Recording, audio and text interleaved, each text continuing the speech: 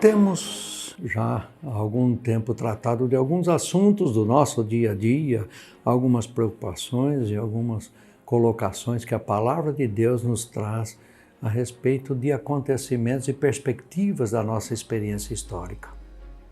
Mas também temos trazido alguns conteúdos que são conteúdos especificamente doutrinários, sempre baseados na palavra de Deus. Todos esses conteúdos que já foram gravados, você tem à sua disposição no nosso canal do YouTube. Se você tiver interesse, acesse lá e espero que tenha interesse, porque isso é salutar para a nossa vida. Nesta oportunidade, queremos tratar sobre tempos da salvação. Vamos estar a partir do texto da primeira carta de Paulo aos Coríntios, capítulo 1, versículo 18, desenvolvendo um pouco mais amplamente o que significa isto. O texto diz assim: certamente a palavra da cruz é loucura para os que se perdem, mas para nós que somos salvos é o poder de Deus. Certa feita fui confrontado por um jovem que me perguntou: você está salvo? E eu devolvi a pergunta a ele: salvo do quê? Ele ficou espantado com a minha colocação. A questão de ser salvo é a questão suprema da palavra de Deus. O assunto das Sagradas Escrituras é o tema central dela, é a salvação. Jesus, em sua concepção no ventre de Maria, é anunciado como Salvador. Salvador e salvação, então, caminham juntos. O papel do Salvador é salvar. Antes de tudo, para ser salvo é preciso estar correndo perigo. Caso contrário, a salvação perde a razão de ser, perde o seu sentido. Preciso ser salvo de um perigo maior, de ser roubado, de ser queimado, ou até mesmo da morte física. O homem precisa ser salvo da ira de Deus. Mas para entendermos o que significa essa ira, precisamos voltar um pouco mais na história humana, antes da criação do mundo. Deus é um ser que sempre existiu. Ele é um ser eterno. E esse Deus eterno é um Deus trinitário, ou seja, que existem três pessoas: o Pai, o Filho e o Espírito Santo. Na Trindade existe um relacionamento de amor e entrega eterna, mas também perfeita. Então, sempre existiu um amor entre o Pai amando o Filho em retorno amando o Pai, e o Espírito sendo o elo de amor entre eles. Em algum momento da história, Deus decidiu criar uma humanidade para repartir esse amor que existia entre as três pessoas da Trindade, com um ser criado à sua imagem e semelhança. O homem e a mulher foram criados por Deus para, assim como ele, viver em movimento de entrega e amor, tanto a Deus quanto ao seu próximo. Como podemos ver no 3º capítulo do livro de Gênesis, em algum momento a história mudou. O homem e a mulher amaram mais a si mesmos do que a Deus. E o desobedeceram. E a partir daquele momento houve uma ruptura. Uma ruptura foi causada, que se chama queda, onde o homem e a mulher caíram de seu estado original e se afastaram de seu Deus. Desde esse dia, por conta do ser humano ter escolhido viver uma vida autocentrada, uma série de males entraram no mundo. Não precisamos ir muito longe para entender que o homem precisa ser salvo. Para entender o estado da humanidade por conta das suas escolhas, basta assistir o noticiário ou mesmo olhar pela janela. Mas existe um fato que é muitas vezes ignorado. Deus continua sendo o Criador do universo. Ele continua sendo soberano sobre todos, até sobre aqueles que não creem nele. E mais, Deus não é um sádico que cria a humanidade e a deixa sem se preocupar com o que está acontecendo, como um relojoeiro que dá corda no relógio e depois esquece que ele existe. Não. Ele é um Deus que, assim como um pai amoroso, que busca corrigir e mostrar o caminho correto aos seus filhos, busca também corrigir e mostrar o caminho ao ser humano.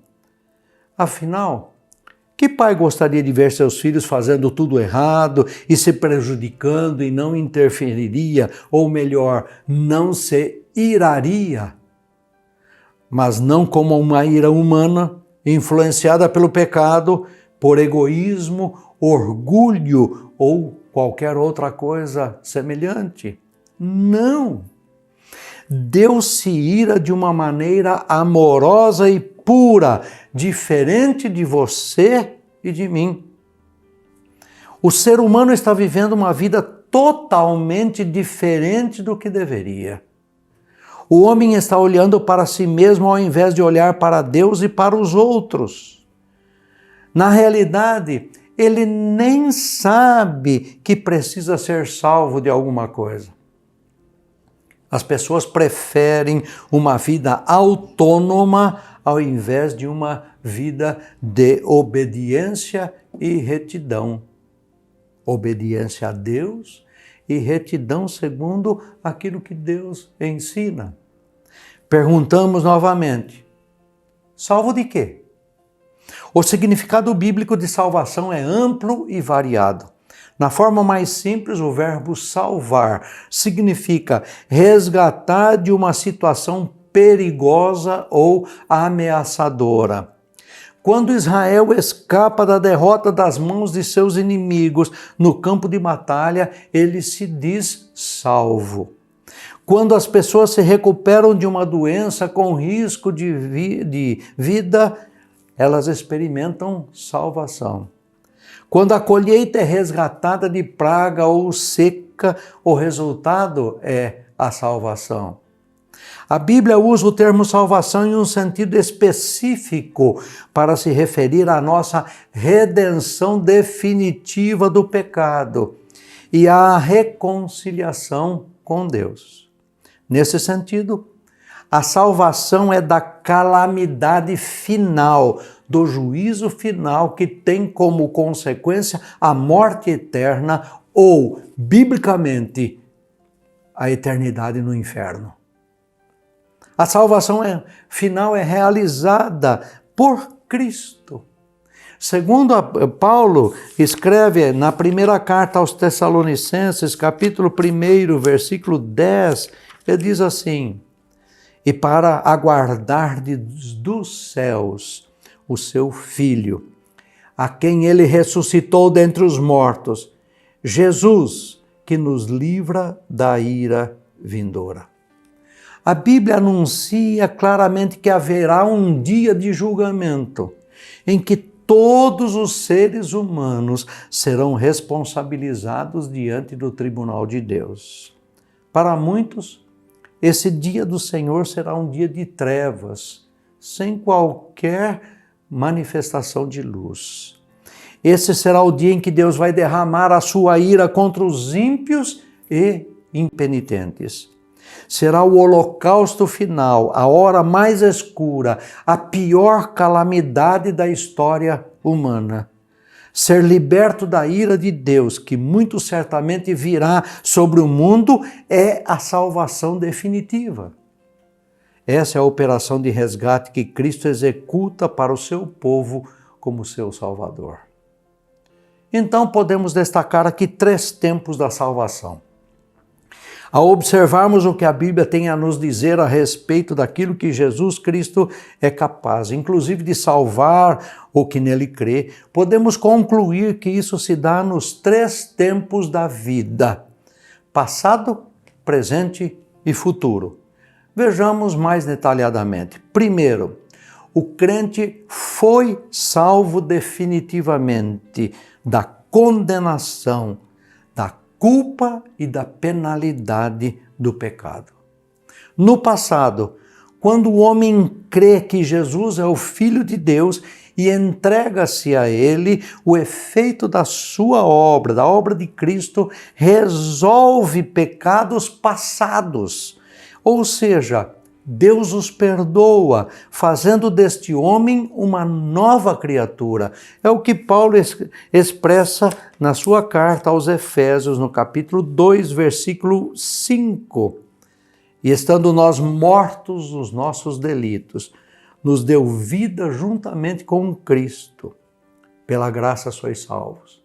Mas também na segunda carta a Timóteo, no capítulo 1, versículos 9 e 10, diz assim: que nos salvou e nos chamou com santa vocação, não segundo as nossas obras, mas conforme a sua própria determinação e graça, que nos foi dada em Cristo Jesus antes dos tempos eternos e manifestada agora, pelo aparecimento de nosso Salvador, Cristo Jesus, o qual não só destruiu a morte, como trouxe à luz a vida e a imortalidade mediante o Evangelho. Mas também encontramos isto no Antigo Testamento. Isso não é novidade no Novo Testamento. Isaías capítulo 43, versículo 25, encontramos o seguinte: e eu mesmo, sou o que apago as tuas transgressões por amor de mim, e dos teus pecados não me lembro. Ainda no Antigo Testamento encontramos em Miqueias, no capítulo 7, versículos 18 e 19, o seguinte: quem, ó Deus, é semelhante a ti, que perdoas a iniquidade e te esqueces da transgressão do restante da tua herança? O Senhor não retém a sua ira para sempre, porque tem prazer na misericórdia. Tornará a ter compaixão de nós, pisará aos pés as nossas iniquidades e lançará todos os nossos pecados nas profundezas do mar.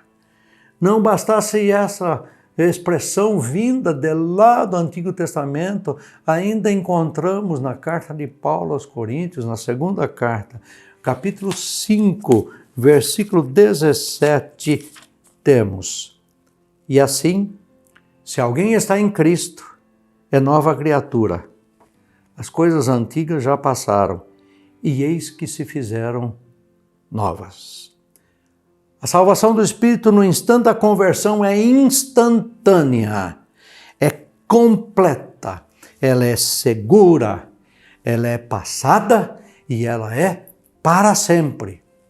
Não há engano a esse respeito.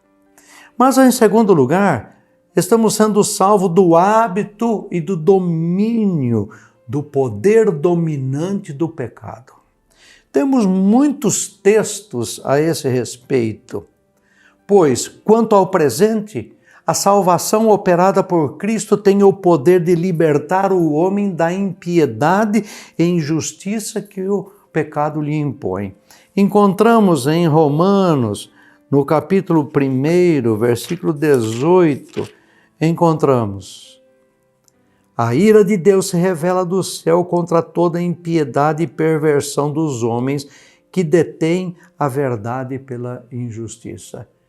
Ainda Paulo escrevendo aos Romanos, no capítulo 6, versículo 14, ele vai dizer: porque o pecado não terá domínio sobre vós, pois não estás debaixo da lei, e sim da graça. Além disso, podemos ainda destacar que Jesus salva o homem nos seguintes aspectos no seu presente. Primeiro, do domínio do pecado, da carne e do diabo. Veja o que está em Romanos capítulo 8, versículos 7 e 8. Por isso, o pendor da carne é inimizade contra Deus, pois não está sujeito à lei de Deus, nem mesmo pode estar. Portanto, os que estão na carne não podem agradar a Deus. Por isso, o convite da palavra de Deus para que andemos no Espírito. Mas também, Cristo hoje nos liberta dos temores resultantes de uma vida de pecados. Romanos ainda no capítulo 8, versículo 15, encontramos: porque não recebestes o espírito de escravidão, para viverdes outra vez atemorizados, mas recebestes o espírito de adoção, baseado no qual clamamos, Abba, Pai. Mas também hoje, Cristo nos liberta dos nossos vícios. Tito, capítulo 2, versículo 11 a 14, encontramos: porque a graça de Deus se manifestou salvadora a todos os homens, educando-nos para que, renegadas a impiedade e as paixões humanas, mundanas, vivamos no presente século sensata, justa e piedosamente, aguardando a bendita esperança e a manifestação da glória do nosso grande Deus e Salvador, Cristo Jesus, o qual a si mesmo se deu por nós, a fim de remir-nos de toda iniquidade e purificar para si mesmo um povo exclusivamente seu, zeloso de boas obras. Salvação da alma, sua santificação, ela é presente. Entramos num processo de santificação progressiva. Cada vez mais estamos confessando os nossos pecados e sendo libertos do domínio que o pecado tinha, mas do poder que ele ainda hoje pode trazer para que façamos as coisas que desagradam a Deus. Esse processo, essa santificação, não pode ser definitivamente interrompida e nem frustrada. Mas, por último, também encontramos que seremos e somos salvos da presença do pecado e para a completa conformidade a Cristo. No futuro, a presença do pecado já não estará mais. Romanos, no capítulo 13, versículo 11, Paulo expressa isso dizendo: e digo isto a vós outros que conheceis o tempo. Já é hora de vos despertardes do sono, porque a nossa salvação está agora mais perto do que quando no princípio cremos. Ou seja, Paulo está dizendo, nós estamos cada dia mais próximos de quando vamos ser chamados pelo Senhor individualmente ou na segunda vinda, quando o Senhor nos chamar a todos nós. No futuro, o pecado que causou danos eternos e terríveis, ele não mais estará presente. Romanos capítulo 6, versículo 22 e 23, diz: agora, porém, libertados do pecado, transformados em servos de Deus, tendes o vosso fruto para a santificação e, por fim, a vida eterna.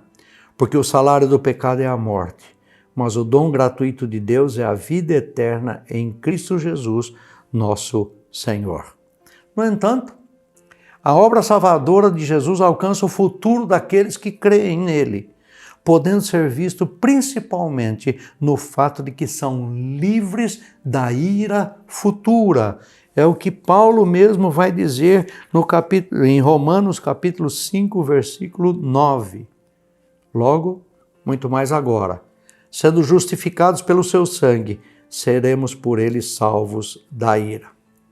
A salvação do corpo, o recebimento do corpo glorificado, ocorrerá no futuro, no arrebatamento dos salvos da dispensação das assembleias.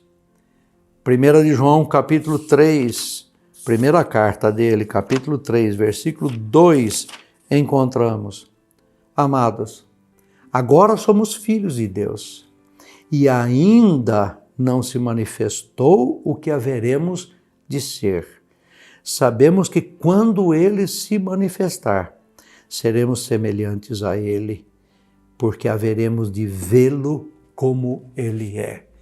Que coisa, que mensagem maravilhosa! Deus nos perdoou, nos salvou do domínio do pecado. Deus nos salva do poder que o pecado ainda tem de nos levar a cometer pecados. E Deus, no futuro, nos livrará pela sua presença da própria presença do pecado.